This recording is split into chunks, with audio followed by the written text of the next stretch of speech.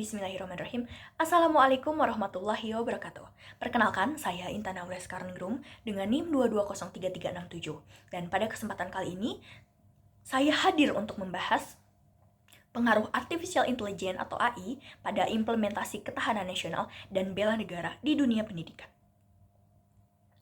Nah, seperti yang kita ketahui, perkembangan teknologi di dunia sudah merambah ke segala aspek kehidupan, terutama pada penggunaan AI, yang telah menjadi solusi bagi beragam masalah yang ada terutama di kancah pendidikan.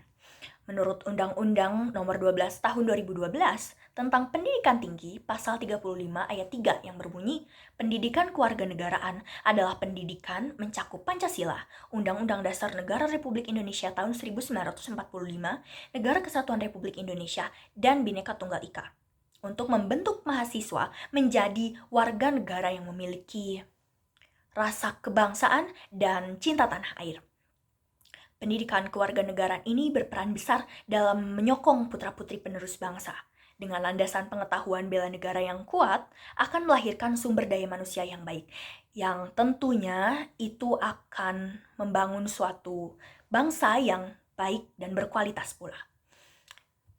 Dengan terlaksananya pendidikan ini, implementasi bela negara menjadi wujud ketahanan nasional yang sudah terlaksana, seperti tercantum di dalam Undang-Undang Republik Indonesia Nomor 3 Tahun 2002 tentang Pertahanan Negara Pasal 9 pada poin A.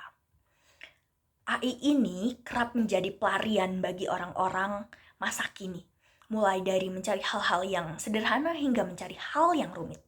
Pengaruh yang signifikan jika dibiarkan akan mengancam kelangsungan kehidupan bela negara.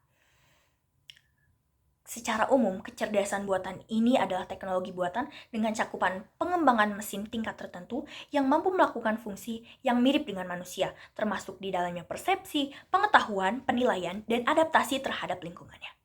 Jika dibiarkan, maka perlahan manusia akan tergeser oleh macam-macam robot. Maka dari itu perlu adanya penggunaan yang bijak. Hal ini dikhawatirkan apabila kecerdasan buatan digunakan tanpa kebijakan yang tegas dari pemerintah. Maka ini akan menjadi ancaman yang besar jika menimbulkan masalah dan tentunya akan menghapus karakteristik bangsa karena menimbulkan rasa malas. Berikut ada beberapa dampak positif dari penggunaan artificial intelligence ini, yaitu yang pertama, meningkatkan akses pendidikan.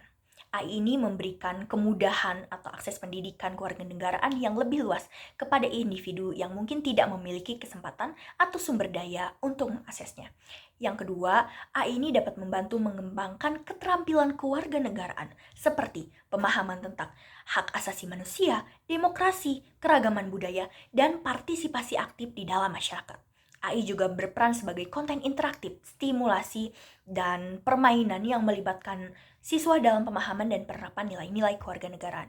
Yang ketiga ada bantuan analisis data dan pantauan kemajuan dan membangun kesadaran terhadap isu-isu sosial. Serta yang kelima ada memfasilitasi diskusi dan kolaborasi.